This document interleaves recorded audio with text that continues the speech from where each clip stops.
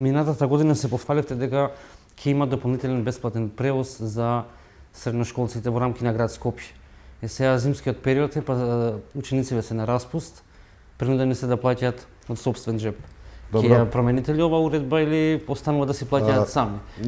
Бидејќи револтот е дека пензионерите прават споредба со пензионерите дека имаат многу поголеми бенефиции во споредба со овие кои што неминовно им е попотребен, бидејќи се средношколци. Суштината на субвенционирање на превозот на ученици е непречен систем или процес на заминување на училиште, имајќи во предвид дека и основното и средното образование се задолжителни. Ако им даете обврска на луѓето дека мора да одат на училиште, мора да им го обезбедите и начинот како ќе стасат. Значи, затоа додека е наставата како процес видлива, тогаш е тој превоз бесплатен, во другите работи може да ги користат месечните карти кои што Тоа значи дека би требало да си плаќаат од сопствен џеп. Да, значи во периодот кога не се значи сега сунај очигледно нели зборуваме доста за транспортот. Очекувам дека ќе започнеме со пенетрирање, односно со имплементација, со реализација на трамвајот, кој ќе започнеме да го реализираме, тоа ќе настане сериозна промена. Тоа е нов систем, па ќе треба да се прилагодат. Сериозна промена во системот и тогаш ќе можеме да видиме, очекувам дека ќе биде многу поевтино работењето на јавниот транспорт во Скопје, од тоа што е сега во дадениот момент, така што можеби тогаш ќе се создадат услови да разгледаме некои поинакви опции за поинакви социјални категории.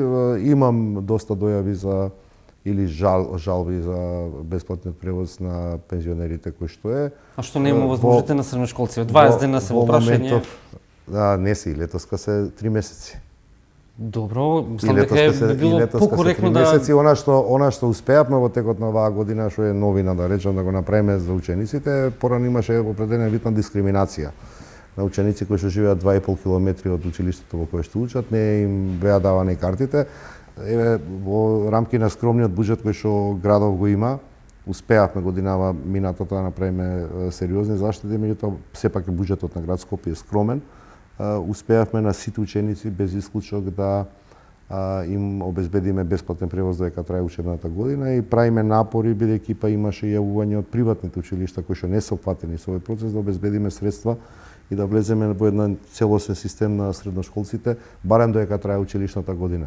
Ако се поправат параметрите и економичноста на работењето во јавната сообраќајна предпријатие, односно во транспортниот систем, зошто да не ќе овозможиме на лицата до 18 години, односно средношколците да ги користат услугите на транспортот бесплатно, меѓутоа тоа се сериозни параметри. И сериозно ветување, ако успеете да го реализирате. Да, и затоа не сакам да го избрзам, она што знаме дека успеавме во текот на 2018 година трошоците за работа, за функционирање на ЈСП да ги намалиме за околу 200 милиони денари, што е сериозна сума. И значи дека ако се работи на малку поинаков начин на тоа што досега се работело, резултатите ќе си бидат сами по себе. Кога ќе ги вклучиме автобусиве кои што се наметан, уште повеќе ќе поевтини, како ќе се создаваат услови, така ќе треба да ги испорачуваме, да речам, дел од работите кон нашите граѓани.